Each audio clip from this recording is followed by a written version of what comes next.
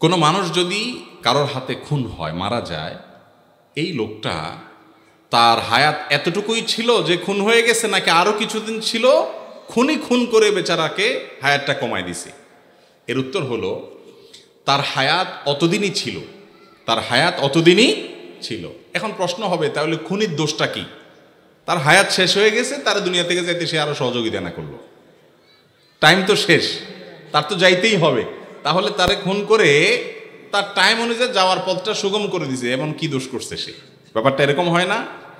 দীর্ঘ আলোচনা করার সুযোগ নাই, শুধু এটুকু বলি, খুনিকে আল্লাহ রাব্বুল আলামিন শাস্তি দিবেন এই জন্য যে তার হায়াত শেষ না শুরু এটা নিয়ে তো তোমার দায়িত্ব নেই, তোমার কোনো দায়িত্ব, তোমার তো আল্লাহ মালাকুল মউত বানায় নাই, বানাইছে?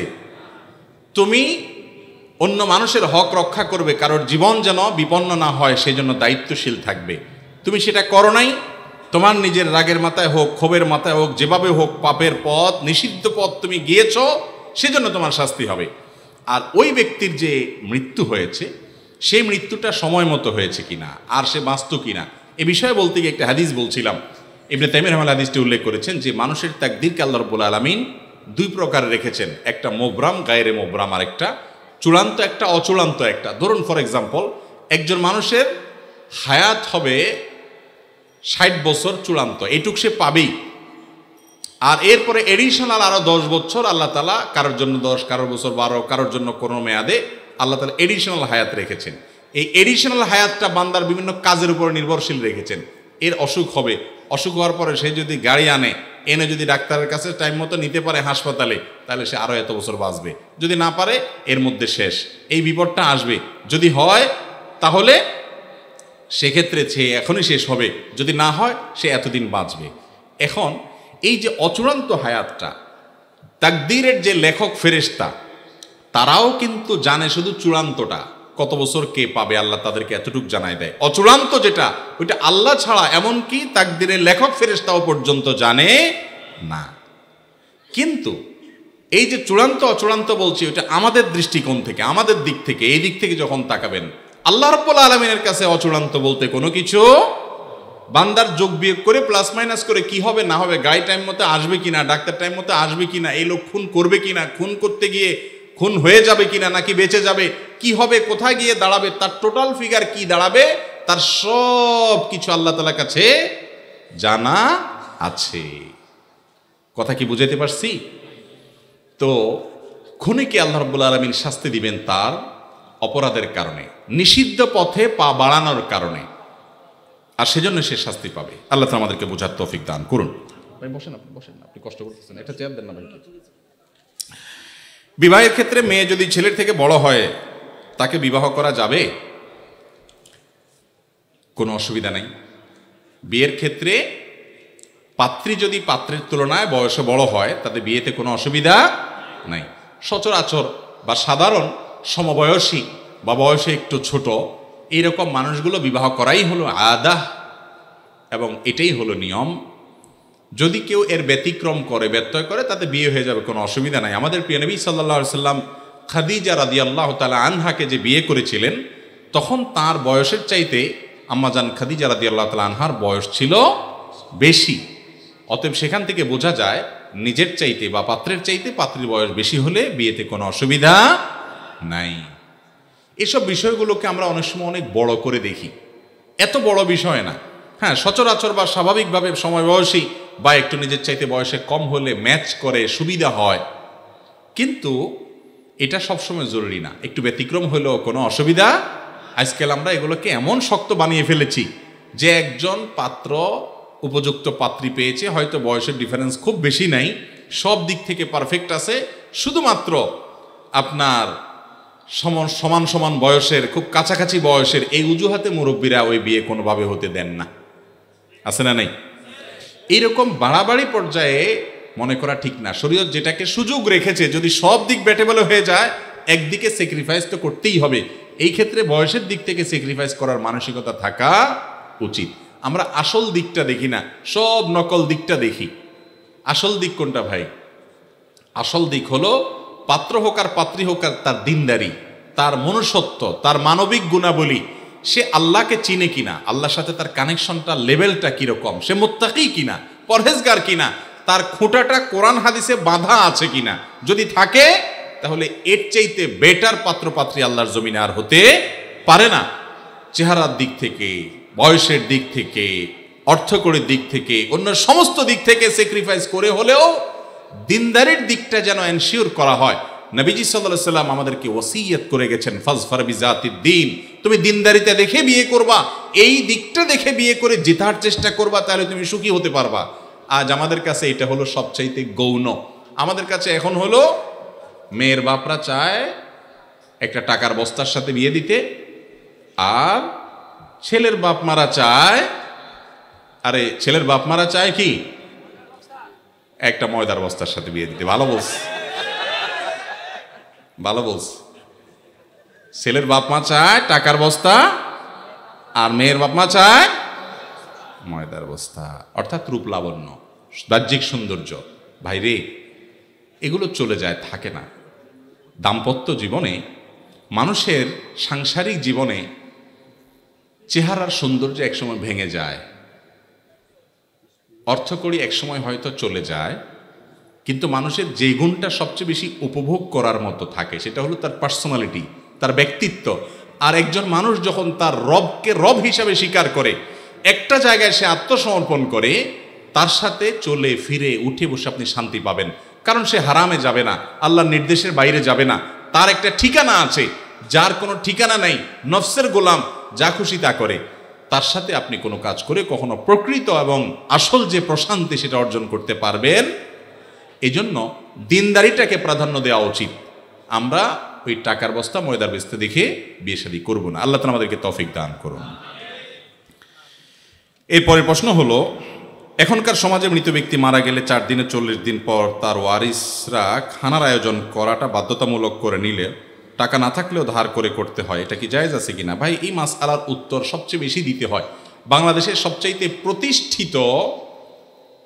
প্রতিষ্ঠিত বিদআতগুলোর ভিতরে একটা হলো এটা, যে কোনো মানুষ মারা গেলে, যে ব্যক্তি মারা গেল, তার ওয়ারিসরা, তার ছেলে মেয়েরা, আত্মীয় স্বজনরা এলাকাবাসীকে 3 দিন, 7 দিন, 40 দিন, বিভিন্ন দিন ফিক্স করে ওই টাইমটাতে মানুষ খাওয়ানোটাকে মৃত ব্যক্তির জন্য জীবিতদের পক্ষ থেকে শরীয়ত সিদ্ধ করণীয় মনে করে, আবশ্যক মনে করে, হাওলাত করে করতেই হয়। যদি না খাওয়ায়, এলাকার লোকজন বলে, কি ছেলে মেয়ে রেখে গেল, একটু হাতও ধোয়াইল না কারো। ঠিক না? ঠিক ভাই, আপনার হাত কি আল্লাহ তাআলা প্যারালাইজড করছেন নাকি আরেকজন ধোয়া দিতে হবে? কেমন কথা এটা? আপনার হাত আপনি ধোবেন, আরেকজন হাত ধোয়াবে কেন? তার মানে খাওয়াইলো না, তাই না? ভাইরা আমার, ইসলাম আমাদেরকে বলেছে কোনো মানুষ মারা গেলে, যে মারা গেল তার ওয়ারিসদেরকে এলাকাবাসী খাওয়াবে। তার ওয়ারিসদেরকে কারা খাওয়াবে? এলাকাবাসী খাওয়াবে। এটাই সুন্নত, নবী সাল্লাল্লাহু আলাইহি ওয়াসাল্লাম নির্দেশ করেছেন। আর আমরা কি করি? আমরা খাওয়াই। কেউ মারা গেলে তাদের মন খারাপ থাকে, রান্না বাড়া করার মতো মানসিকতা থাকে না, একটু খাবার টাবার পাঠাই। কিন্তু 2 দিন 4 দিন, 2-4 বেলা হয়তো একটা ফ্যামিলির 2-5 জন 7 জন মেম্বারকে আমরা খাওয়াই। এরপরে ওই যে 40 দিনের দিন সুদে আসলে পুরোটা উঠায়নি। ঠিক না ঠিক? ভাই, মানুষ মানুষকে কখন খাওয়ায় জানেন? কখন খাওয়ায়? খুশির সময়। বিয়ে করছে, নতুন বউ ঘরে আসছে, খুশির চোটে অলিমা খাওয়ায়। বাচ্চা হয়েছে, নতুন সন্তান আসছে, খুশির চোটে আকিকা খাওয়ায়। ছেলে পাশ করছে, ভালো রেজাল্ট করছে, খুশির চোটে মিষ্টি খাওয়ায়, তাই না? যত খাওয়া খাওয়ির ব্যাপার স্যাপার আছে, এগুলা কখন খাওয়ায় মানুষ? খুশি হলে। আপনার বাপ মারা গেছে, মা মারা গেছে, আপনি চিন্তা করতেছেন, যাক জমির ভাগ পাওয়া গেল, বিপদ সরছে, এবার আমি এলাকাবাসীতে খুশির চোটে খাওয়াই। ব্যাপারটা কি এরকম? তাহলে আমি একটা কথা সব জায়গায় বলি, আপনাদেরকেও বলছি, যুবকরা বিশেষ করে, আমরা এখন সবার হাতে হাতে নেট আছে। শ্রাদ্ধ লেখে গুগলে সার্চ দিবেন, শ্রাদ্ধ, তালিব বেসর রফালা আকার দর পরে বড় ধ, শ্রাদ্ধ। এরপরে আপনি গুগলে যে রেজাল্ট আসবে, অনলাইনে যে নেটে আপনাকে যে রেজাল্ট দিবে, সেই রেজাল্টটা আপনি একটু পড়বেন। অনেকগুলো আর্টিকেল দেখতে পাবেন, অথেন্টিক অনেকগুলো সোর্সে। শ্রাদ্ধ বলা হয় আমাদের সমাজের হিন্দু ভাই বোনরা, তাদের কোনো মানুষ মারা গেলে তারা মনে করেন যে ওই ব্যক্তির তরফ থেকে এলাকাবাসী, আত্মীয় স্বজনরা যদি না খাওয়ানো হয়, ওই লোকরে স্বর্গে শুধু স্বর্ণদানা দেয় এবং খানা দেয় না, এরকম একটা বিশ্বাস তাদের আছে। সেখান থেকে তারা শ্রাদ্ধ করে। ওই শ্রাদ্ধটারই একটা রূপ হলো আজ আমাদের মধ্যে আসছে, সেটা হলো মুর্দার খাওয়ানি। কথা কি বুঝাতে পারছি? এখানে ওলামা একরাম আছেন, ওলামাজার মাদ্রাসার হজরাত আছেন, ভুল হলে ওনারা আমাকে সংশোধন করবেন। কোনো মানুষ মারা যাওয়ার পরে তার ওয়ারিসরা এলাকাবাসীকে খাওয়াইতে হবে, দিনক্ষণ ঠিক করে বা ঠিক করা ছাড়া খাওয়াইতে হবে। মুর্দার জন্য জীবিতদের পক্ষ থেকে এরকম কোনো করণীয় কথা কোরআন এবং হাদিসে কোথাও বলা হয় নাই। অথচ বাংলাদেশে এই কাজটা না করে উপায় নাই, কারণ ওই যে বলবে যে কেউ হাত ধোয় নাই। এটার জন্য হিম্মত করা দরকার। আপনার বাবা মারা গেছে, মা মারা গেছে, আপনি কি করবেন? গরিবের বাসায় খাবার পৌঁছে দেন, কোনো দিনক্ষণ ছাড়া চাউল কিনে দেন, বাজার করে দেন, অথবা এমনি টাকা পয়সা দেন। কোনো স্থায়ী কাজ করেন, একজনকে একটা টিউবওয়েল কিনে দেন, একজনকে একটা সেলাই মেশিন কিনে দেন, একটা রাস্তা একটু ঠিক করে দেন, একজন গরিবকে কিছু নগদ টাকা দেন, একটা মাদ্রাসায় কিছু টাকা দান করেন, ইয়েতিমখানায় কিছু টাকা দেন, একটা মসজিদের কিছু করে দেন। আপনার ওই বাবার পক্ষ থেকে, মার তরফ থেকে তিনি সব পাবেন। কিন্তু আপনি ভিন্ন ধর্মের মানুষের ধর্মীয় সংস্কৃতিকে একজন মুসলমান হিসাবে গ্রহণ করতে পারেন না। শরীয়ত যেখানে যে ব্যক্তি মারা গেছে তার ওয়ারিসদেরকে খাওয়াইতে বলছে, সেখানে তাদের কাছ থেকে এলাকাবাসী খাওয়া এটা জায়েজ নাই। নাম দেয় গরিব খাওয়ানি। আসলে কিসের গরিব খাওয়ানি? খাওয়ার সময় বলে এই গরিবরা একটু দূরে থাকো, চেয়ারম্যান সব খেয়ে নেক, তারপরে বা তোমরা আসো। এটা কি গরিব খাওয়ানি হলো? এ তো গরিবের নামে বড়লোক খাওয়ানি হইল। এটা কখনো ইসলাম আমাদেরকে নির্দেশ করে না। এটার বিরুদ্ধে আমাদেরকে সমাজে মানুষের মধ্যে সচেতনতা তৈরি করতে হবে যে কোনো মানুষ মারা গেল, বেচারারা পেরেশান, কয়দিন যাইতে না যেতে এলাকায় মানুষ খাইতেছে, মানুষের বিয়ে হইতেছে সেখানে। এই কালচারের বিরুদ্ধে আমরা কাজ করবো তো ইনশাআল্লাহ।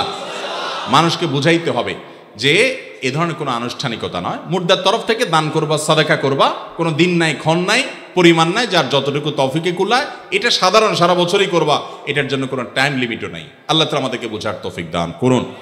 কোরআন এবং হাদিস অনুযায়ী না চলে মন গড়া কোনো ইবাদত করলে সবের পরিবর্তে আরো কি হতে পারে? গুনাহ হতে পারে। এরপরে প্রশ্ন হলো, বিবাহের ক্ষেত্রে গায়ে হলুদ করা জায়েজ আছে কিনা? যদি জায়েজ হয় কিভাবে করতে হবে? ভাই, আপনার বিয়েতে আপনি গায়ে কি হলুদ দিবেন না মরিচ দিবেন এটা আপনার ব্যাপার, কিন্তু মনে রাখবেন গায়ে হলুদ নিয়ে আমাদের একটা বক্তব্য আছে এবং এটা নিয়েও আপনি অনলাইনে সার্চ দিলে দেখতে পাবেন। কলকাতার আনন্দবাজার এবং আরও বেশ কয়েকটা আপনার অথেন্টিক সোর্সে বেশ কয়েকটা আর্টিকেল আমি পড়েছি। গায়ে হলুদের এই যে কালচার আমাদের দেশে হয়, সবাই করেন কম বেশ, বিয়ে করবেন আর গায়ে একটু হলুদ মাখবেন না, এটা তো হয় না। মাখছেন হয়তো, অনেকে মাখছেন, অনেকে মাখবেন। এটার পেছনে একটা বিশ্বাস কাজ করে যে নবদম্পতির তাদের দাম্পত্য জীবন সুখকর হয় শুধু হলুদ না, দুবলা, এটা সেটা অনেক কিছু দিয়া বিশেষ কিছু কাজ করলে, মাখামাখি করলে, কোনো প্রক্রিয়ায় আপনার এই গায়ে হলুদ ইত্যাদি করলে তাতে নাকি নবদম্পতির সুখ হয়। এটা কোনো মুসলমানের বিশ্বাস? মুসলমানের বিশ্বাস না। মুসলমানের সুখ এবং শান্তির মালিক কে? আল্লাহ। গায়ে হলুদের নাম দিয়া ওই অনুষ্ঠানে বেপরদিগি করে, মিউজিকের ছড়াছড়ি করে, হারামের ভিতরে হাবুডুবু খেয়ে আপনি যদি বিয়ে করেন, ওই বিয়েতে দাম্পত্য জীবনের সুখ করতে হবে, ওখানে আল্লাহর গজব তো এমনিই নাজিল হবে। কিন্তু আজ ঠিক বলতেছেন যুবক, আপনি কি পারবেন হলুদ মুক্ত এই অনাচার মুক্ত বিয়ে করতে? সে হিম্মত আছে? তাই বলে মা বাবার সাথে, মুরব্বীদের সাথে বেয়াদবি করার দরকার নেই। সুন্দর করে বুঝায় বলবেন যে বাবারে, আমার গাত হলুদ মরিচ যা মাখা লাগে আমি নিজে মাখবো, বা পুরুষরা পুরুষদের মাখবে, মহিলারা মাখবে। যদি এটাতে বিউটিফিকেশনে কিছু থাকে, যে দেখলে সুন্দর হয়, শরীরটা সুন্দর হয়, বা ত্বকটা ভালো হয় বিয়ে উপলক্ষে, ঠিক আছে করলো। এই উদ্দেশ্যে যদি হয় তাহলে সেক্ষেত্রে ওই যে শরীয়তের সীমানা লঙ্ঘন যেন না হয় সেদিকটা করতে হবে। কিন্তু যেটা হয় গায়ে হলুদের নামে, ভাই কি হয় বলেন? ছেলেদেরকে মেয়েদের অনুষ্ঠানে ছেলে মেয়ের মাখামাখি এবং হারাম মিউজিকের ছড়াছড়ি এবং অজস্র অপকর্মের ছড়াছড়ি, এগুলোর মাধ্যমে দাম্পত্য জীবনের সুখ হয় না, অসুখ হয়, আরো অশান্তি হয়। আল্লাহ তাআলা আমাদেরকে বুঝার তৌফিক দান করুন। অনেকে আবার বলে, এখানে একটা হাদিস নিয়ে আসে, একজন সাহাবী বিয়ে করে আসার পর নবী সাল্লাল্লাহু আলাইহি ওয়াসাল্লাম বলেছেন, আরে তোমার গায়ে কালার দেখা যাচ্ছে, বিয়ে করছো নাকি? বলে হ্যাঁ রাসূলুল্লাহ, বিয়ে করছি। তো এইটা দিয়ে আমাকে অনেকে বলে যে তাহলে বোঝা গেছে বিয়ের সময় গায়ে কালার লাগানো জায়েজ আছে, হলুদে কালার আছে, অতএব সেটা জায়েজ আছে। তো আমি তো বলছি ভাই, কালার হিসাবে যদি আপনি লাগান, হলুদ কেন লাগাবেন? টকটকে লাল মরিচ লাগান, সমস্যা কি? এটা তো আপনার ব্যাপার। কিন্তু এটার ইতিহাস যখন আমরা ঘাঁটি, তখন তো সেখান থেকে ভিন্ন কিছু বলে। মুসলমানের সন্তান তো সেটা করতে পারে না। দুইটা জায়গাতে মানুষ ইসলামকে টানে। আমাদের দেশে মুসলমান দুই কিসিমের। কয় কিসিমের মুসলমান? এটা আব্দুল্লাহ জাহাঙ্গীর রহমানুল্লাহর বক্তব্য। স্যার বলতেন মুসলমান দুই প্রকার আমাদের দেশে, এক হলো সেকুলার মুসলমান, আরেকটা হলো রেগুলার মুসলমান। একটা হলো সেকুলার মুসলমান, আরেকটা হলো রেগুলার মুসলমান। রেগুলার মুসলমান মানে কি? ইন্না সালাতি ওয়া নুসুকি ওয়া মাহইয়ায়া ওয়া মামাতি লিল্লাহি রাব্বিল আলামিন। আমার সালাত, আমার হজ, কুরবানি, আমার উপার্জন, আমার ব্যয়, আমার জীবন মরণ, আমার সব কিছু আল্লাহর জন্য সমর্পণ করলাম। আল্লাহ যা বলবেন তা, আমার গোটা জীবন তার কাছে সমর্পণ করে দিয়েছি। এ হলো রেগুলার মুসলমান। আর সেকুলার মুসলমান হলো জুমার দিন মসজিদে যাওয়ার সময় প্যান্ট থেকে টুপিটা বের করে লম্বা করে ভাঁজ করে সুন্দর করে দিয়ে নামাজটা পড়লো, নামাজ শেষে মসজিদ থেকে বের হয়ে টুপিটা এমনি করে খুলে সুন্দর করে ভাঁজ করে প্যান্টে এমনভাবে ভাঁজ করে রেখে দিল, ওইটা টুপি ভাঁজ করা নেই, তার গোটা ইসলামটা ধর্মটা ভাঁজ করে রেখে দিস। ঠিক না বে ঠিক? বলে আপনি কেমনে বুঝলেন টুপির সাথে ধর্ম ভাঁজ করছে? আমি বুঝছি এজন্য যে টুপি ভাঁজ করে সে আবার চুরি ডাকাতি, 2 নম্বরে টিন চুরি, গম চুরি সব আগের মতো করতেছে। তাহলে সেক্ষেত্রে এই টুপি ভাঁজটা টুপি ভাঁজ হয় নাই, এটা তার ধর্মের ভাঁজ হয়ে গেছে। ঠিক না? ঠিক ঠিক যারা বলতেছি আমরা অনেকে এ রোগের রোগী। আল্লাহ তাআলা আমাদেরকে হেদায়েত দান করুন। আল্লাহ তাআলা আমাদেরকে পরিপূর্ণভাবে ইসলামে দাখিল হওয়ার তৌফিক দান করুন। ভাইরা আমার, তো যে কথা বলছিলাম যে পরিপূর্ণভাবে ইসলামে দাখিল না হওয়ার কারণে এই যে সেকুলার মুসলমান যারা মনে করে যে টুকটাক দড়ি মাছ নাচুই পারে, 2-4 ওয়াক্ত নামাজ কালাম পড়লাম, একটু মাঝে মধ্যে টুপিটা বাঁধিলাম, ঈদগাহে গেলাম টেলাম, একটু পাঞ্জাবি পড়লাম বাস ইসলাম হয়ে গেল, এই টাইপের মুসলমান কখনো আল্লাহর কাছে নাজাতের আশা করা কঠিন। আল্লাহর কাছে নাজাতের আশা করতে পারে রেগুলার মুসলমান, যে নিয়মিত মুসলমান। ঠিক না ভাই? ঠিক। অতএব এই বিষয়টাকে মাথায় রেখে মনে রাখতে হবে আমার সব কাজ হতে হবে আল্লাহর উদ্দেশ্যে।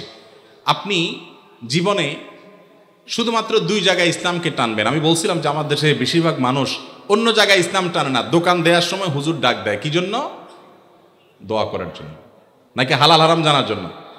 কয়জন দোকানদার আপনাদের সোনাগাজীতে আছে যে দোকান করার সময় ওলামাদের মাদ্রাসার একজন উস্তাদকে রিকোয়েস্ট করছে, হুজুর একটু আসেন, আমার এই দোকানটাতে কোন কোন কাজ হারাম হতে পারে, কোন কোন কাজ হালাল হতে পারে, আমাকে একটু ধরাই দেন, বুঝাই দেন, যাতে আমি হারামে না পারি। এরকম লোক ডাকে? ডাকে কি জন্য?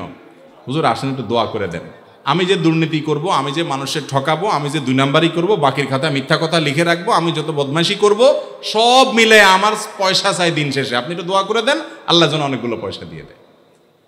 কি বলেন? আল্লাহ দুনিয়ার সব মৌলবী মিলে যদি দোয়া করে আল্লাহ এই দোকানে বরকত দিবে, হারামের দোকানে? কিন্তু আমরা মুসলমানরা সেটা বুঝি না। ভাই, কোনো হুজুরের দোয়ার দরকার নাই, আপনি হক হালালি চলেন, আল্লাহর কাছে নিজে দোয়া করেন, ইনশাআল্লাহ আল্লাহ তাআলা আপনার ব্যবসা বরকত দিবে। আর আপনি হারাম খাবেন আর হুজুরের দিয়ে দোয়া করাবেন, কাজে আসবে না। আমার বোধহয় ইমামতির সময় 2001 সাল 2 সাল বা 3 সাল এরকম কোন একটা সময় মণিপুরে এক মসজিদে আমি ইমামতি করতাম। একবার আমার মসজিদের সামনে একটা নতুন দোকান হচ্ছে, তো আমাকে ডাক দিয়ে নিয়েছে, হুজুর একটু আসেন দোকানে। কি হবে? দোকান উদ্বোধন হবে, আপনি দোয়া করে দিয়েন। গেলাম, মানুষজন আছে অনেক, দেখি মিষ্টির প্যাকেট ট্যাকেট আছে, শুধু থারি থারি আপনার ধরে ধরে আপনার তাক সাজানো আছে, অন্য কিছু নেই। আমি বললাম ভাই কিসের দোকান? তো তখন সিডির যুগ ছিল খুব বেশি, এখন তো সিডি চলে না। আমার বলো হুজুর একটা সিডির দোকান দেবো আল্লাহ যদি বাঁচা। তো আমি কি বাবারে, সেই যুগে সিডির দোকান মানে কি আমরা তো সবাই জানি, তাই না? বেশিরভাগ ক্ষেত্রে আর কি, সিডি মানে তো খারাপ জিনিস না, কিন্তু ব্যবহার তো সেই ক্ষেত্রে হয়। তো আমি বললাম ভাই দোকান দেবেন সিডির, আমার আনছেন দোয়া করতে, কি দোয়া করব বলেন? আমি তো ভাই দোয়া কি করবো, আগে ভাগে আপনার সাথে কথা ক্লিয়ার হয়ে যাক, মানুষজন আসলে পরে যেন আর ঝামেলা না হয়। আমি কিন্তু দোয়া করব 2 হাত তুলে, আল্লাহ এই ব্যবসার উপরে তোমার গজব নাজিল হয়ে যাক, আল্লাহ আল্লাহ এটা ধ্বংস হয়ে যাক, আল্লাহ আমার যুব সমাজকে শেষ করে ফেলছে, আল্লাহ এটার যাতে মানে খুব দ্রুততার সাথে এই জন্য রাস্তায় বসে যায়, আল্লাহ আমি তো এই দোয়া করবো। হুজুর এটা কোনো কথা বললেন আপনি? এত টাকা খরচ করে মিষ্টি আনছি, জিলাপি আনছি, আপনার টাকা আনছি, আপনি দোয়া করবেন? আমি পরে বললাম যে ভাই বুঝেন, তার সাথে রসিকতা করলাম। পরে বললাম ভাই আপনি করবেন হারাম কাজ, বেশিরভাগ ক্ষেত্রে হারাম কাজ হবে। আমি যদি আল্লাহকে বলি, আমি কেন, মক্কার ইমাম সাহেব, মদিনার ইমাম সাহেবরা সবাই আইসা যদি আল্লাহকে বলে, আল্লাহ আমরা সবাই মিলে সিদ্ধান্ত নিয়েছি তোমার কাছে সুপারিশ করার, তুমি এই বেচারার এই হারাম কাজটাতে বরকত দিও, আল্লাহ দিবে কোনো দিন? আপনি এই কথাটা বুঝতেছেন না কেন ভাই?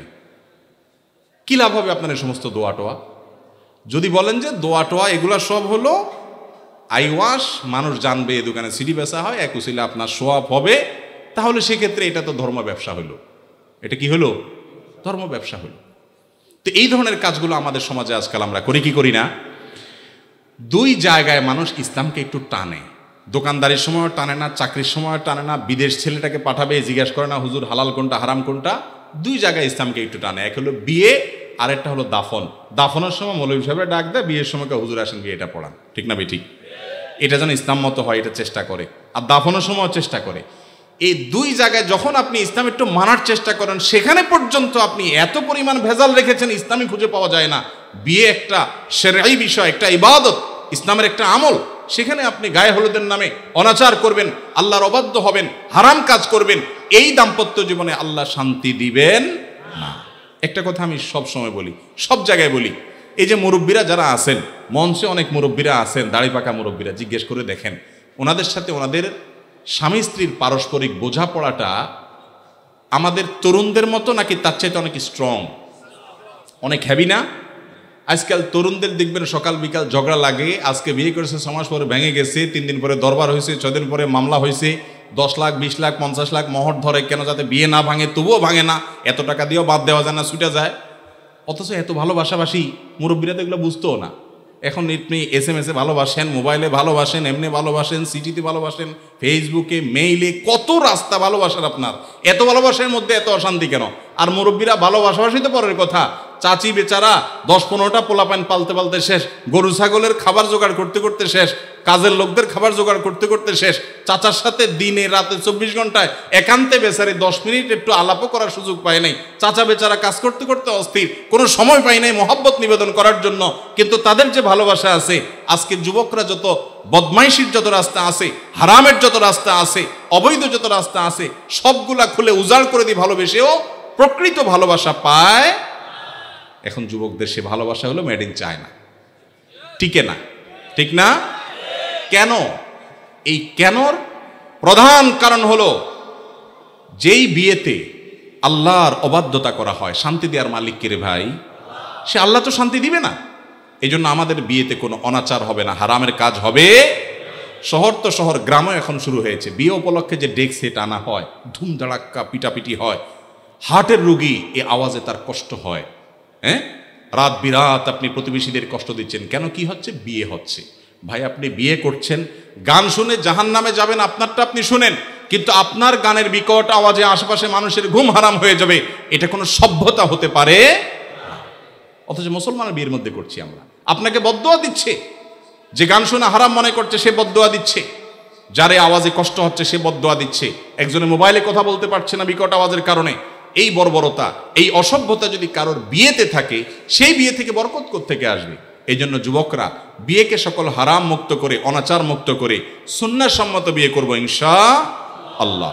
সুন্নাহসম্মত বিয়ের রূপরেখা নিয়ে আমরা একটা আলোচনা দীর্ঘ কোনো একটা মাহফিলে করব। আল্লাহ তাআলা আমাদেরকে তৌফিক দান করুন। অনেক কথা বলে ফেলেছি। গায়ে হলুদ থেকে, গায়ে হলুদ এর যত আনুষ্ঠানিকতা আছে, এটাকে কেন্দ্র করে যত আনুষঙ্গিক কাজ আছে হারাম, সেগুলো যদি থাকে তাহলে এটা তো এমনি হারাম। আর এছাড়া এটার ইতিহাস বলে এটা ভুল বিশ্বাস, ভ্রান্ত বিশ্বাস থেকে এসেছে। অতএব গায়ের সৌন্দর্য বা অন্য কোনো উপকারিতার কারণে যদি কেউ দেন, দিতে পারেন, কিন্তু শরীয়তের সীমানার মধ্যে থেকে। ভাত খাওয়ার সময় সালাম দেওয়া যাবে কিনা? আমাদের সমাজে দেখি কেউ খানা খাচ্ছে, এমন সময় তাকে এসে সালাম দিলে তারপর সে বলে ভাত খাওয়ার সময় তো সালাম দেওয়া সঠিক না। আসলে কি তাই ভাই? খানা খাওয়ার সময় সালাম দেওয়া যায়? আমাদের দেশে অনেকে বলে খানার নামাজ পড়া সমান, খানার ইবাদত করা সমান, ঠিক না? এরকম বলে না অনেকে? অথচ খাওয়ার সময় সালাম দেওয়া যায়, কোনো অসুবিধা নেই। আপনি যে ব্যক্তিকে সালাম দিচ্ছেন তিনি খাওয়ার ফাঁকে ফাঁকে সালামের উত্তর দিবে, যদি লোকমা মুখে তাকে শেষ করে উত্তর দিবে। একান্ত সে মুখে দিচ্ছে, ওই টাইমে না দিয়ে দরকার অপেক্ষা করেন 2-4 সেকেন্ড, একটা পর্যায়ে গিয়ে তাকে সালাম দেন সময় মতো। কিন্তু খাওয়ার সময় সালাম দেওয়াতে অসুবিধা, সালামের জবাব দেওয়াতে অসুবিধা নাই। এই যে আমরা ছোটবেলা থেকে অনেকে শুনে আসছি যে খাওয়ার নামাজ পড়া সমান, নামাজ আর খানার ইবাদত করা সমান, এগুলো সব আমাদের বানানো হাদিস, এগুলা কোরআন হাদিসে নাই। এরপরের প্রশ্ন হলো, মহিলাদের কণ্ঠে গজল অথবা কোরআন তেলাওয়াত শোনা জায়েজ হবে কিনা? ভাই, কোরআন তেলাওয়াত হইতে হবে সুমধুর কণ্ঠে, মিষ্টি কণ্ঠে। আর কোরআন তেলাওয়াতের ব্যাপারে হাদিসে আসছে, লাইসা মিন্না মান লাম ইয়াতাগান্না বিল কোরআন, যে কোরআন তেলাওয়াতের সময় সুন্দর কণ্ঠ দিয়ে তেলাওয়াত করে না, সে আমার উম্মত না।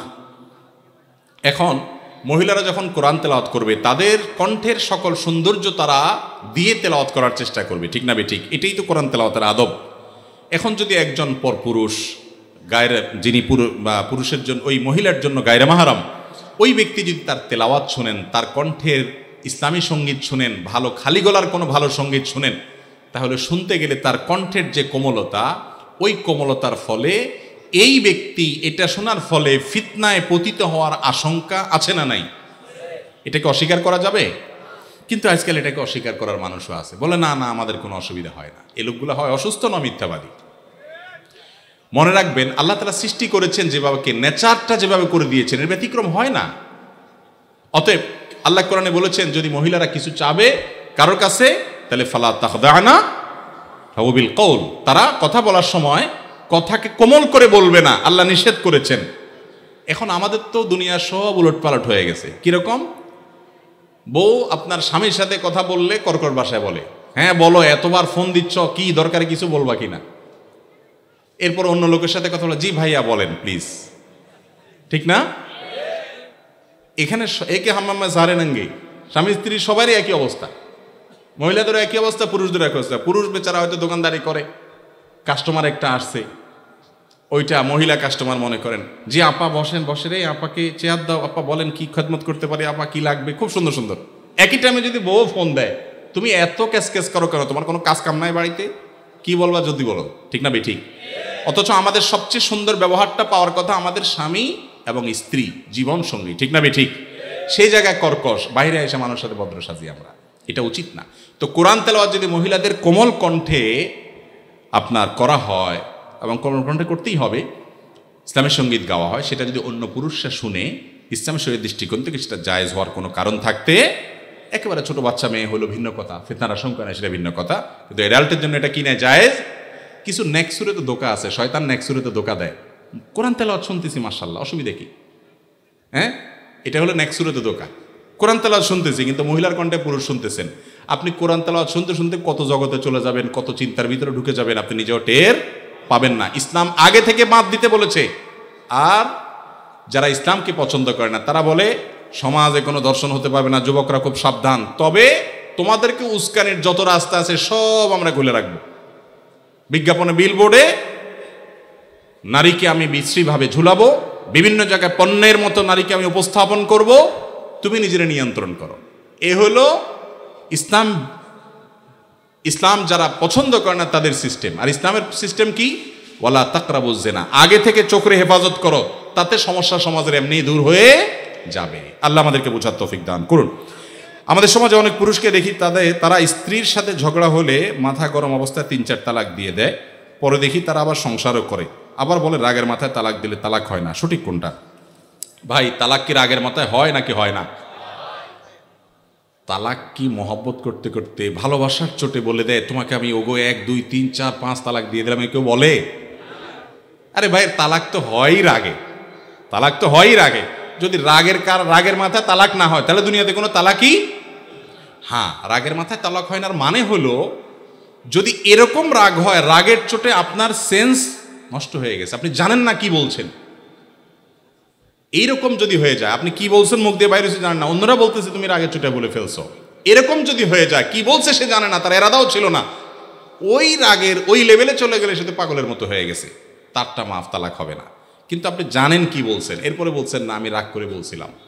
তালাক এমন একটা জিনিস, আমি বিভিন্ন জায়গায় অনুরোধ করি, আজকেও বলছি, যারা এখনো বিবাহ করেন নাই তারা একটু শুনেন ভালো করে, যারা বিবাহ করেছেন তারাও শুনেন।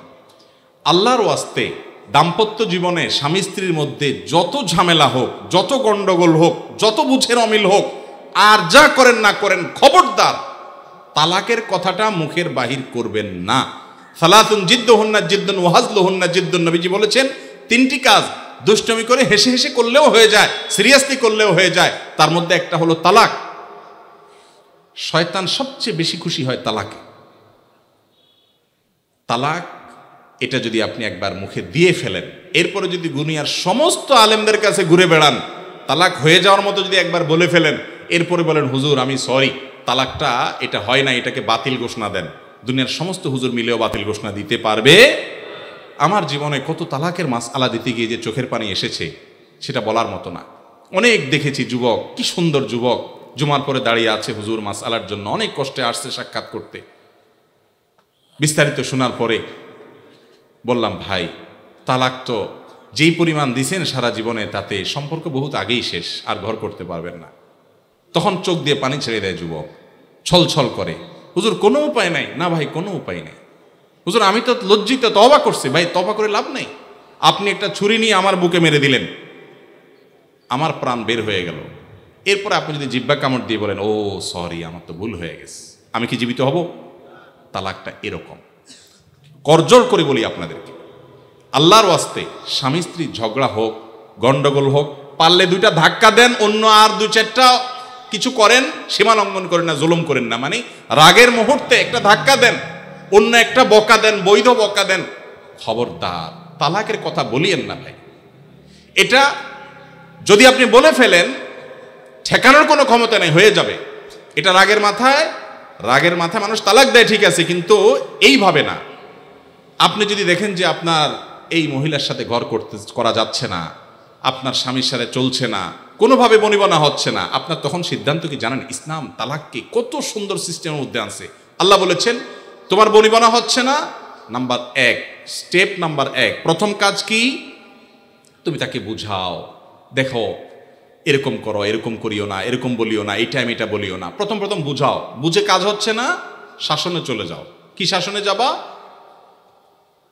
তোমরা বিছানা পৃথক করো, ওয়াহজুরুহুন্না ফিল মাদাজা, রাগ করে বাসার বাইরে চলে যাও, অন্য বাসায় শুয়ে থাকো, অন্য রুমে শুয়ে থাকো, তার সাথে অভিমান করো, দেখো সে সংশোধন হয় কিনা, তোমার দুঃখটা বুঝে কিনা।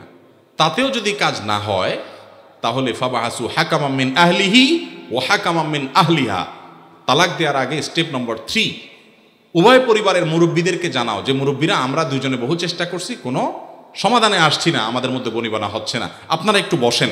তাদেরকে দিয়ে, বুদ্ধিমান মাথাওয়ালা কিছু মুরব্বীকে দিয়ে একটু বসে মীমাংসা করার চেষ্টা করেন।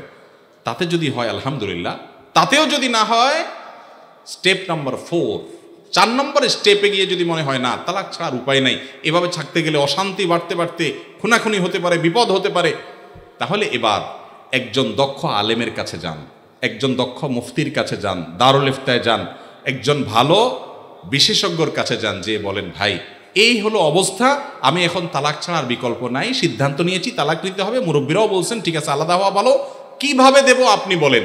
এবার উনি বলবেন এইভাবে দেন, এই ভাষায় দেন, ওই ভাষায় ওই পদ্ধতিতে দিবেন।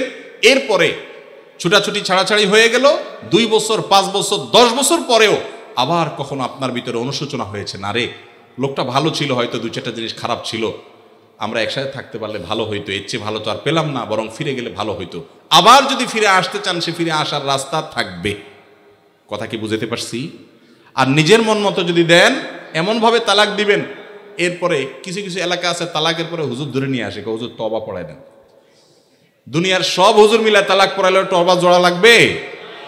একজনরে খুন করে ফেলছে, খুনিরে যদি তওবা পড়ায় একেবারে ওরে ফেরেশতা বানায় ফেলায়, ওই মরা লোকটা জিন্দা হবে কোনোদিন? তালাকটা এরকম খুব ডেঞ্জারাস একটা বিষয়। এটা আল্লাহর ওয়াস্তে কথায় কথায় বলবেন না। কথায় কথায় তালাক বলে ছোট লোকে, সেটা ছেলে হোক আর মেয়ে হোক, পাত্র হোক আর পাত্রী হোক। আল্লাহ আমাদেরকে বাঁচার তৌফিক দান করুন। ঠান্ডা মাথায় বুঝে শুনে সিদ্ধান্ত গ্রহণ করে তারপরে যেতে হবে। তালাকের বিষয়ে আরো অনেক স্টেপ আছে, আমি বিস্তারিত বলবো না, এটা নিয়ে দীর্ঘ আলোচনা করা দরকার। তালাক কখন দিবেন? যেই পবিত্রতার পিরিয়ডে শারীরিক সম্পর্ক হয় নাই। কেন ইসলাম এই টাইমে তালাক দিতে নিষেধ করেছে? মাসিক হবে, মাসিকের পরে পবিত্রতার পিরিয়ড হবে, তারপরে তালাক দিবেন কেন? যাতে করে একজন পুরুষের পরিপূর্ণতার প্রয়োজন থাকে, যে পবিত্রতার পিরিয়ড গেছে, এরপরে মাসিকের একটা পিরিয়ড গেছে, তারপরে তার স্ত্রীর প্রতি তার যে আগ্রহ আছে, সে আগ্রহটা পূর্ণমাত্রা থাকার পরেও যদি সে তালাকের ডিসিশন নেয়, তাহলে বুঝতে হবে তালাকটা সে বুঝে শুনে তারপরে সিদ্ধান্ত নিয়েছে, বিচক্ষণতার সাথে নিয়েছে এবং ঠান্ডা মাথায় নিয়েছে।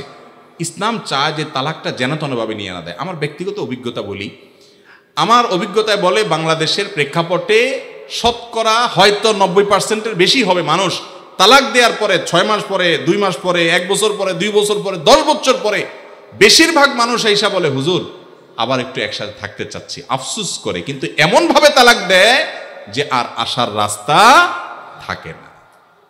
খেয়াল রাখবো তো ইনশাআল্লাহ। আল্লাহ তাআলা আমাদেরকে বোঝার তৌফিক দান করুন। অনেকে বলে দাড়ি রাখতে হলে তার স্ত্রীর অনুমতি লাগে, অনুমতি না নিলে অনেকে দাড়ি রাখে না। এটা কি সঠিক? স্ত্রীর অনুমতি লাগবে দাড়ি রাখার জন্য? দাড়ি রাখার নির্দেশ করেছেন রাসূল আকরাম সাল্লাল্লাহু আলাইহি ওয়াসাল্লাম। কোরআন হাদিস যদি কোনো কিছু অর্ডার করে, সেই অর্ডার যদি অ্যাপ্রুভাল করতে আরেকজন লাগে, তাহলে তো এটা কোরআন হাদিসের বড় বস হয়ে গেল, ঠিক না ঠিক? এক টেবিল থেকে অ্যাপ্রুভাল পেয়ে গেছেন, এখন আরেক টেবিলে যদি অ্যাপ্রুভাল নিতে হয়, তাহলে ওই টেবিলটা এই টেবিলের চেয়ে বড় না ছোট? আল্লাহ নির্দেশ করেছেন, রাসূল নির্দেশ করেছেন আফুল্লুহা আরফুল্লুহা, দাড়ি লম্বা করো। এখন যদি আপনি স্ত্রীর কাছে যায় পারমিশন নেওয়া লাগে, তাহলে তো রাসূল সাল্লাল্লাহু আলাইহি ওয়াসাল্লাম উপরে রেখে ফেললেন তারে, ঠিক না ঠিক? আল্লাহর নির্দেশে পরে আর কারোর অ্যাপ্রুভাল নেওয়ার দরকার আছে না, রাখতে হবে। এখন কথা হলো, বউকে তো মানাইতে হবে, বুঝাইতে হবে। বেচারে যদি বলে দেখো তুমি দায় রাখলে চাচার মতো লাগবে, আমি এক জায়গায় যাইতে পারবো না, কেমন লাগে, আমার বান্ধবীরা আছে তাদের স্বামীরা হ্যান্ডসাম, তুমি এরকম, আপনি তাকে বুঝাবেন, বলবেন দেখো তুমি যেরকম আমার দায়টা তোমার ভালো লাগতেছে না, বলতেছো না রাখতে, ঠিক আছে, আচ্ছা তোমার দিক খেয়াল রেখে আমি দায় নাই রাখলাম। আমারও একটা আবদার আছে, কি? সেটা হলো যে তোমার মাথার চুলগুলো আমার একেবারে ভালো লাগে না, তুমি এগুলো চেঁচে ফেলো প্লিজ, আমার ভালো লাগবে তুমি চুলগুলো চেঁচে ফেলছে। এরপর দেখেন মহিলা কি করে। তখন মহিলা বলবে তোমার আসলে ডাক্তার দেখানো দরকার, এটা তুমি কি বললা? তখন আপনি এবার বলবেন যে ওই কথাটাই আমি বলতে চাইছিলাম, একটু সময় নিয়ে বললাম আর কি, যে আল্লাহ তাআলা তোমাকে চুল দিয়ে সৌন্দর্যমণ্ডিত করেছেন, ওই আল্লাহ আমাকে দাড়ি দিয়ে সৌন্দর্যমণ্ডিত। মহিলার নাই, পুরুষের আছে, বুঝতে হবে এটা মার্কা পুরুষের। মহিলাকে আল্লাহ দেন নাই, পুরুষকে শুধু দিয়েছেন। আর তো সব কিছুই প্রায় এক, মোচার দাড়ি ছাড়া সব কিছুই নখ, অন্যান্য লোম পশম সব এক, কিন্তু এই জায়গায় আল্লাহ পুরুষকে দিয়েছেন। রাখার জন্য হিম্মত করতে হবে। আল্লাহ আমাদেরকে তৌফিক দান করুন। খোলাসা কথা হলো, স্ত্রীর পারমিশন নেওয়া এখনো জরুরি না, আল্লাহ নির্দেশ দিয়েছেন রাখবেন। তবে হ্যাঁ, দাম্পত্য জীবনে এক অন্যকে বুঝাই নেবেন। আমি যে পলিসি বলেছি হুবহু ওইটা আবার অ্যাপ্লাই করতে গিয়ে মাইদুর খায়েন না। আমি বললাম আর কি, কথার কথা, স্বামী স্ত্রী খুনসুটি করবে, রসিকতা করবে, আদর স্নেহ করে ভালোবাসা দিয়ে একজন আরেকজনকে বুঝাবে, মিউচুয়াল আন্ডারস্ট্যান্ডিং মধ্যে আসবে। এরকম একেবারে কাঠখোট্টা কিসিমের হবেন না, আমি দাঁড়িয়ে রাখছি তুমি ঘর করলে করো না, বাহুর বাড়ি যাও, এরকম কাঠখোট্টা টাইপের হবেন না, একটু বুঝাই নেবেন। আমি সেই কথাটা বলছি। আল্লাহ তাআলা আমাদেরকে বুঝার তৌফিক দান করুন। তা আগে থেকে যদি ওই যে 18 বস্তা 9 বস্তা দেখে বউ বিয়ে করে থাকেন, তো আর বুঝায় কি কাজে আসবে? এই জন্যই তো দিনদারি দেখা বিয়ে করতে হবে। অনেক মহিলারা বলে সকালে ঘর ঝাড়ু দেওয়া ছাড়া ও রাত্রে ঘর থেকে কাউকে কিছু দেওয়া যাবে না। ও সকালে ঘর ঝাড়ু দেওয়া ছাড়া কাউকে দেওয়া যাবে না, রাতে ঘর থেকে কিছু দেওয়া যাবে না। কিছু হাদিস আছে, হাদিসটা হলো হাদিসুন নেসা। হাদিসুন নেসা বুঝেন? এগুলো আমাদের মা চাচিদের মধ্যে প্রচলিত আছে, কোরআন হাদিসে এগুলোর কোনো অস্তিত্ব। এটা হলো এরকম একটা হাদিস যে ঘর ঝাড়ু দেওয়া ছাড়া কাউকে কিছু দেওয়া যাবে না। এগুলোর পিছনে বিভিন্ন ভিন্ন ধর্মী মানুষদের বিশ্বাস আছে, কাজ করে। এরকম আরো অনেক কিছু আছে, কিছু জাল হাদিস আমি চিন্তা করছি এগুলো নিয়ে, এগুলো কেন বানাইছে, কারা বানাইছে। সৎ উদ্দেশ্যে কিছু জাল হাদিস বানাইছে, সৎ উদ্দেশ্যে জাল হাদিস বানাইলেও সেটা অসৎ কাজ, হারাম কাজ। যেমন রাতে নখ কাটলে কি হয়? রাতে নখ কাটলে ওই যে নক্ষুনি হয়, বাচ্চা বলছে, দেখছেন? এটা হয়, সেটা হয়, দেখছেন? মুখস্থ এদের। আচ্ছা, রাতে নখ কাটলে কোরআন হাদিসে কোথাও নিষেধ নাই, আপনি রাতে কাটেন দিনে কাটেন। এটা আমার মনে হয় কোনো সময় মুরব্বীরা চিন্তা করছে, পোলাপান রাতে নখ কাটতে গেলে অন্ধকারের মধ্যে, তখন হারিকানে মেমবাতিতে আপনার চেরাগের আলোতে, কি আর আলো থাকে, কাটতে গেলে হাত টাত কাটতে পারে। এই জন্য হয়তো পোলাপানের একটা হাদিস বানাই দিছে আর যে রাতে নখ কাটলে এটা হয়, যাতে দিনে কাটে। বাবা এটা তখন হয়তো ঠিক ছিল, আলো ছিল না, ফকফকা আলো, দিনের চাইতে বেশি আলো, কারোর যদি সুবিধা হয় সে কাটবে, কোনো অসুবিধা নাই। একইভাবে দেখবেন যে আপনার অনেকে বলে হুজুর শুনছি বই খোলা রাখলে, পড়ার বই খোলা রাখলে শয়তান পড়ে ফেলায়। তা আমি বলি শয়তান পড়ে ফেললে ভালো তো, এটা মানুষ হয়ে গেলে তো ভালো, যদিও শয়তান পড়ে শয়তানই করবে। যাই হোক, এটাও একটা ভিত্তিহীন কথা, ফালতু কথা, মিথ্যা কথা, এর কোনো ভিত্তি নেই। ভাই শয়তান যদি বই পড়া করতে চায় সে খুলেও পড়তে পারে। আর শয়তান সে তার জন্ম হয়েছে কত আগে, তার সব মুখস্থ, আপনার বই পড়ার দরকার নাই তো, সে তো পরীক্ষা দিবে না।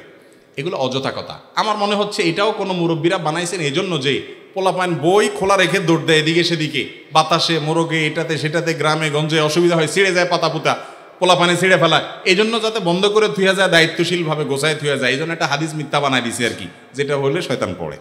বুঝেন নাই কথা? এরকম অনেক কিছু আছে। কোরআন হাতে থেকে পড়লে কি করা লাগে? ওই যে ডাইল দিতে হয়, চাল দিতে হয়, লবণ দিতে হয়, এক এক এলাকায় এক একটা আছে। এটাও জাল হাদিস। কোনো মুরব্বীরা হয়তো বানাইছেন এই চিন্তায় যে কোরআন বেটা ধরবা তুমি সিরিয়াসনেসের সাথে ধরবা, কেরম করে ধরছো, কেমন ধরছো, তোমার হাত থেকে পড়ে গেছে, ওরে মানুষ করার জন্য একটা হাদিস বানায় নিছে জাল, যে পড়লে যাতে চাইল ডাল লবণ দেওয়া লাগে। বাবা তখন চাইল ডাল লবণের অনেক দাম ছিল, কষ্ট করে জোগাড় করতে হইতো। আরে 2 কেজি 1.5 কেজি চাইল এখন কোনো ব্যাপার, পোলাপানের 5 MBর টাকা, এইটা করা লাগবে বললে পোলাপান ভয় পাবে। এগুলো তখন কোনো সৎ উদ্দেশ্যে মানুষ বানাইছে। এরকম অনেক ফালতু কথা আছে, শুনে রাখেন। এই কথাগুলো মনে হচ্ছে খুব সহজ কথা, সহজ কথা না, এগুলো অনেক বড় কথা। আল্লাহ বলেছেন ওয়া আন তাকুলু আলাল্লাহি মা লা তা'লামুন, আল্লাহ তাআলার ব্যাপারে তোমরা না জেনে কিছু বলবা না, মন গড়া কিছু বলবো না, এগুলো গুনাহের কথা, জায়েজ নাই। আল্লাহ তাআলা আমাদেরকে বুঝার তৌফিক দান করুন। এগুলো এক ধরনের ছোট শিরক, এক ধরনের শিরক, যে মুমিনের ভালো মন্দ, ইমানদারের ভালো মন্দ সব কার হাতে? এসব ফালতু বিশ্বাস করা যাবে না, অযথা বিশ্বাস করা যাবে না। অনেক রকমের আছে এরকম, সকালবেলায় আপনার ঝাড়ু দেখলে এটা হয়, কাক দেখলে ওইটা হয়, কাকের ডাক শুনলে এটা হয়, বাম চোখ লাফাইলে এটা হয়। আমার মনে হয় লিস্ট করলে কয়েকশো হবে এরকম জাল হাদিস আছে এবং ভিত্তিহীন কথা আছে। ওষুধ খাওয়ার সময় বিসমিল্লাহ বলা যাবে কিনা? অনেকে বলে বিসমিল্লাহ বললে রোগে বরকত হয়ে যাবে, এটা কি সঠিক?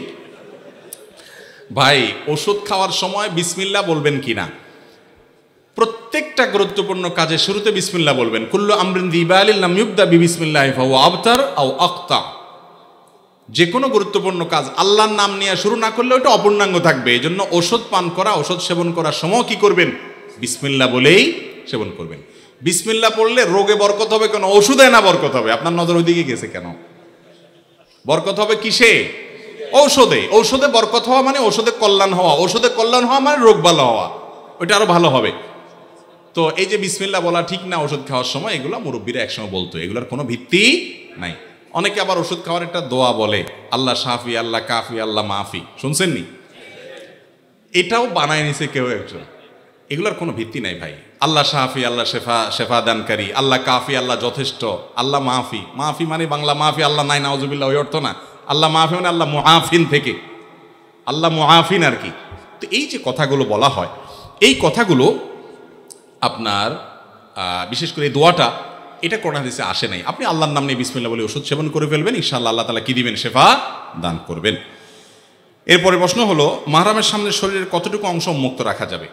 মাহরামের সামনে একজন নারী, মাহরাম পুরুষের সামনে, ধরেন শ্বশুরের সামনে, তারপর তার বাপ ভাইয়ের সামনে, যাদের সাথে দেখা দেওয়া জায়েজ আছে, তাদের সামনে শালীন পোশাকে থাকবেন, মার্জিত পোশাকে থাকবেন। তার চেহারা, তার হাত, তার পা, পায়ের গোছা, এই অংশগুলো তারা দেখাতে পারেন, মাথা, এগুলো উন্মুক্ত রাখতে পারেন। ফিতনা সংকুল এই সময়ে নিজেকে যতটা শালীন রাখা যাবে স্বামী ছাড়া অন্যদের সামনে, ততটাই নিরাপদ এবং ততটাই সেফ, ততটাই ব্যক্তিত্ব বহন করে। এই জিনিসটা খেয়াল করতে হবে। বাকি শরীয়তের সীমানা ক্ষেত্রে যথেষ্ট আপনার প্রশস্ত। একই কথা পুরুষের জন্য প্রযোজ্য। পুরুষ তার শ্বশুর বাড়িতে আপনার যারা মাহরাম আছেন, শাশুড়ি আছেন, তারপরে যাইয়া আপনার তার বোন নিজের বাড়িতে আছেন, মা আছেন, তাদের সামনে নাভি থেকে হাঁটু পর্যন্ত এই অংশ তিনি ঢেকে রাখবেন, বাকি অংশ প্রদর্শন করতে পারবেন, কিন্তু তাকেও যথাসম্ভব শালীন এবং যথাসম্ভব যতটুকু না হলে না ততটুকু তিনি উন্মুক্ত রেখে চলতে পারবেন ওই মূল অংশের বাইরে। এর পরের প্রশ্ন হলো,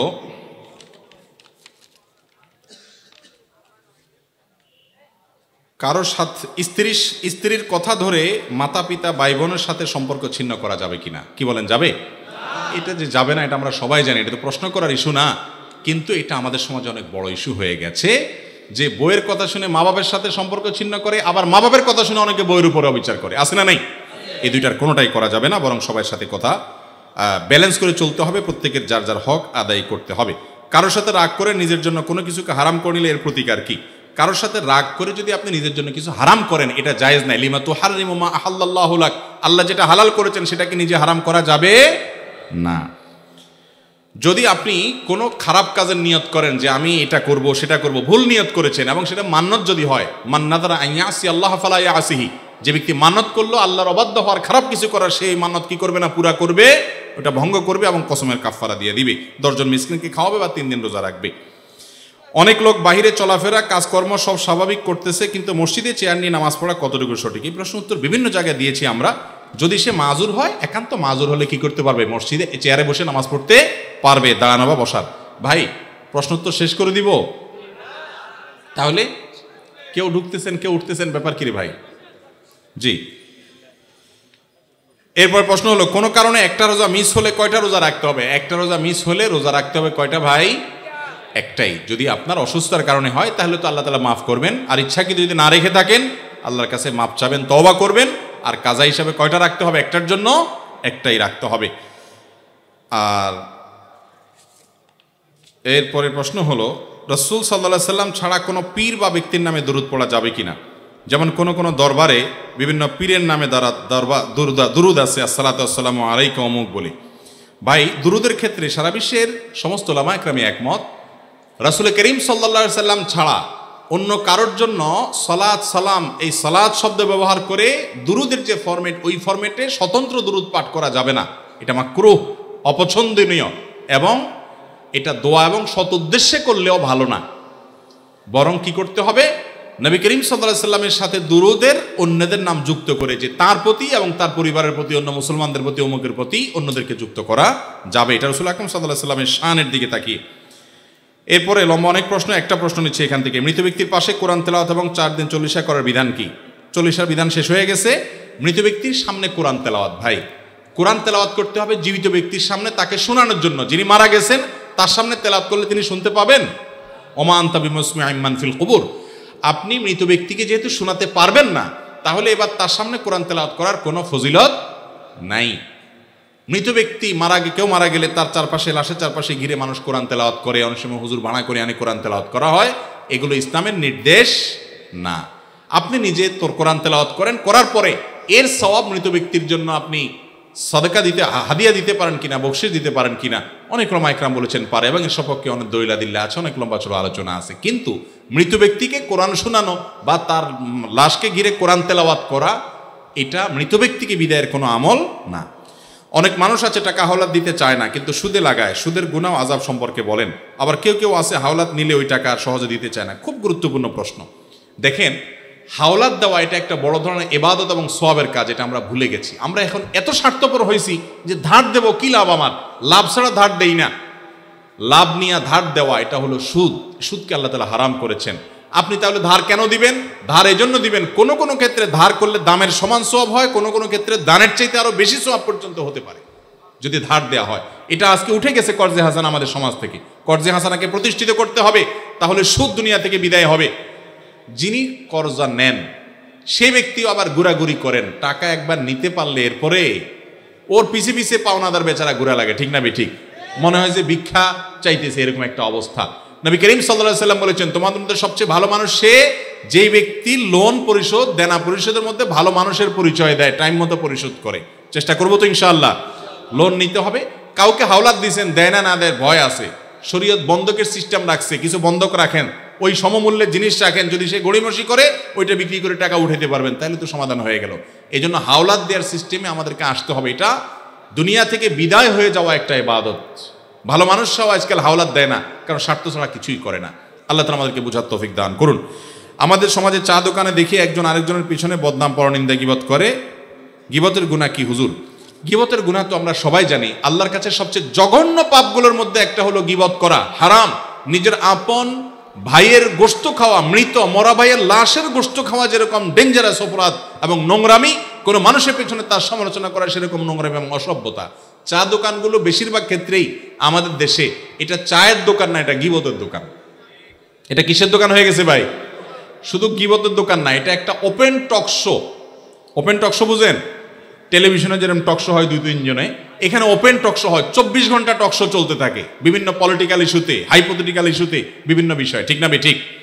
ভাইরা আমার, আপনি চার দোকানে বহু জিন্দিগি কথা বলেছেন। আব্দুল্লাহ জাহাঙ্গীর একটা কথা বলতেন, রাহিমাহুল্লাহ একটা কথা বলতেন, যে আপনি চা দোকানে বসে 20 বছর 30 বছর ধরে আড্ডাবাজি করছেন এবং বহুত গাল গল্প করেছেন। কি লাভ হয়েছে? 10 টাকার মালিক হয়েছেন, 10টা আমল নামায় সব লেখা হয়েছে, বরং গুনাহ বহুত লেখা হয়েছে। ওই টাইমটাতে নিয়ে নিজের স্ত্রীর সাথে একটু মহব্বতের কথা বলেন, আমল নামা কিছু সব লেখা হবে ইনশাআল্লাহ। কথা কি বুঝাতে পারছি? আল্লাহ তাআলা আমাদেরকে গীবতের ভয়াবহ গুনাহ থেকে বেঁচে থাকার তৌফিক দান করুন। মহারণা দেওয়া ছাড়া স্ত্রীকে স্পর্শ করা যাবে কিনা? মহারণা দেওয়া ছাড়া স্ত্রীকে স্পর্শ করলে জেনার গুনাহ হবে না বা গুনাহ হবে না, কিন্তু স্ত্রীকে মহারণা দেওয়াটা এটা অবশ্য কর্তব্য, স্ত্রীর হক, অধিকার। যদি না দেওয়া হয়, কিয়ামতের দিন স্ত্রী এটা আদায় করে ছাড়বে, সেদিন কেউ কাউকে ছাড়বে না। এই জন্য মানুষের কাছে, দেনাদারের কাছে, পাওনাদারের কাছে যেরকম আপনি দেনা থাকেন, স্ত্রীর কাছে আপনার দেনা হলো মোহরের টাকা, মোহর এই পরিমাণ ধরবেন যেটা দিতে পারবেন। 10 লাখ টাকা ধরবেন, 10 টাকা আপনি বেচা যান না, এই মোহর ধরা ঠিক না। যতটুকু ধরবেন ততটুকু কি করতে হবে? দিতে হবে। আমাদের সমাজে অনেকে বলে নতুন বিল্ডিং করার সময় ঘরের কিনারে ঘরের কোনো পিলারে স্বর্ণ অথবা রূপা দেওয়া লাগে, না হয় ঘরের অমঙ্গল হয়। এটা সম্পূর্ণ শিরকপূর্ণ বিশ্বাস। স্বর্ণ এবং রূপা মানুষের কোনো লাভ ক্ষতি করতে পারে না। ঘরের কোনায় স্বর্ণ দিতে হবে, মোরগ জবাই করে রক্ত দিতে হবে, এটা দিতে হবে, এটা দিতে হবে, এই সমস্ত বিশ্বাসগুলো শিরকপূর্ণ বিশ্বাস। কোনো মুসলমান এগুলো বিশ্বাস করবে না। আমি ঘর করেছি বিসমিল্লাহ বলে আল্লাহর কাছে দোয়া চেয়ে আল্লাহ তাআলা বরকত দিবেন। এই স্বর্ণ রূপা এটার পানি কোনা কাঞ্চিতে দেওয়া, এগুলোতে কোনো লাভ আসতে পারে না, কল্যাণ আসতে পারে না। এটা যদি বিশ্বাস করে কেউ, তাহলে এটা ইমানের জন্য ক্ষতিকর, শিরকে আসগর হতে পারে, কোনো কোনো ক্ষেত্রে শিরকে আকবর পর্যন্ত চলে যেতে পারে এই জাতীয় বিষয়গুলো যদি সেরকম বিশ্বাস হয়। আমাদের সমাজে প্রায় অনুষ্ঠানে দেখি মানুষকে দাওয়াত দিয়ে তারা টেবিল নিয়ে বসে থাকে, পরে 500, 1000, 2000 দেওয়া লাগে। অনেক মানুষ টাকার কারণে দাওয়াতে যেতে পারে না, তা কি জায়েজ আছে? ভাই, কাউকে দাওয়াত দেওয়ার পরে যদি আপনি টেবিল নিয়ে বসেন, তাহলে আপনার চাইতে বাজারের হোটেলগুলো অনেক ভালো। কারণ হোটেলগুলোর সিস্টেম হলো আপনি খাওয়া দাওয়া করেন, যাওয়ার সময় ক্যাশের কাছে আসলে জিজ্ঞেস করে কত হয়েছে, এত হয়েছে, দিয়ে দেন। বেশিরভাগ এরকমই সিস্টেমের হোটেল আমাদের দেশে, তাই না? আর এটা হলো ঢুকার সময় টেবিল চেয়ার নিয়ে খাতা কলম নিয়ে বসে আছে, ভাই আগে কি আনছেন দিয়ে যান, খানা পরে। ঠিক না ঠিক? আমি প্রায় বলি ভাই, ডাকাতি করার সময় একটা অস্ত্র রাখে, আর এরা ডাকাতি করার সময় চেয়ার টেবিল আর খাতা কলম নিয়ে বসে, বেশ কম এতটুকু। এটা হলো ভদ্রবেশে ডাকাতি। যুবকরা একটু প্রতিজ্ঞা করেন তো, আমার বিয়েতে কোনো প্রকার চাঁদাবাজি চলবে না, আমার বিয়েতে কোনো প্রকার চাঁদাবাজি আমি অ্যালাউ করব। কিন্তু এটা বুকের বল নিয়ে বলার জন্য কিছু পয়সা করে কামাইতে হবে আগে। মা বাপ বলবে 2 টাকা নিজে কামাইতেও পারে না, আবার বাধাও দিবা, তখন ঝামেলা পড়বেন কি পড়বেন না? এই জন্য হক হালালে কামাইয়ের জন্য পরিশ্রম করবেন, যুবকরা পরিশ্রমী হবেন। এর পাশাপাশি আপনি এই অনাচারের বিরুদ্ধে দাঁড়াবেন। ভাই, আজকাল কিছু কিছু দাওয়াত আছে, এগুলো পাইলে মানুষের মন খারাপ হয়, বিশেষ করে মধ্যবিত্ত, নিম্ন মধ্যবিত্তের। অলিমার দাওয়াত দিলে, আকিকার দাওয়াত দিলে, বিয়ের দাওয়াত, এই জাতীয় দাওয়াত দিলে, কেন? কারণ জানে এখানে ফ্যামিলির সবাই মিলে খাইলে নয় 2000, 3000 টাকা খাইতে পারবো, এর বেশি না, কিন্তু দেওয়া লাগবে 5000। ঠিক না ঠিক? লস প্রজেক্ট, তার চাইতে চাইনিজে যে খাওয়া ভালো। তো এই জন্য এরকম কোনো অনাচার করা জায়েজ নাই। চন্দ্র সূর্য গ্রহণের সময় গর্ভবতী মা যদি বাঁকা হয়ে শুয়ে থাকে, ও কিছু কাটাকাটি করে, তার কারণে সন্তানের কি তাই হয়? গর্ভবতী মা যদি চন্দ্রগ্রহণের সময় একটু বাঁকা হয়ে শোয়, তাহলে সন্তান বাঁকা হবে কিনা? ভাই, এই সমস্ত আজগবি বিষয়গুলো আমাদের সমাজ থেকে আলহামদুলিল্লাহ অনেকখানি উঠে গেছে, এখনো আসে। বিশেষ করে চন্দ্রগ্রহণ সূর্যগ্রহণের সময় এই প্রশ্নটা হাজার হাজার মানুষ করে দেখি। চন্দ্রগ্রহণ সূর্যগ্রহণের সময় একজন পুরুষ যদি বাঁকা শুইতে পারে, একজন মহিলাও বাঁকা শুইতে পারবে, কোনো অসুবিধা। একজন পুরুষ যদি কাটাকাটি করতে পারে, মহিলাও কাটাকাটি করতে পারবে। এই মহিলাদের বিরুদ্ধে যত মিথ্যা ফতোয়াবাজি চলে এবং ভুলভাল ফতোয়াবাজি চলে, চন্দ্রগ্রহণ সূর্যগ্রহণের সময় কোনো কিছু কাটা যাবে না, ফল কাটা যাবে না, মাছ কাটা যাবে না, বা বাসার বাইরে যেতে পারবে না, বাঁকা শুইতে পারবে না, এই কথাগুলো নিছক কুসংস্কার। এগুলোর সাথে কোরআন হাদিসের কোনো সম্পর্ক নাই। আল্লাহ রাব্বুল আলামিন আমাদের সবাইকে যা শুনলাম, বললাম, বুঝলাম, এগুলোর যে আমল করার তৌফিক দান করুন। এটা কি আবার দরকার নাই, প্রশ্নগুলো অনেক প্রশ্ন, এগুলো বারবার বলা হয়েছে।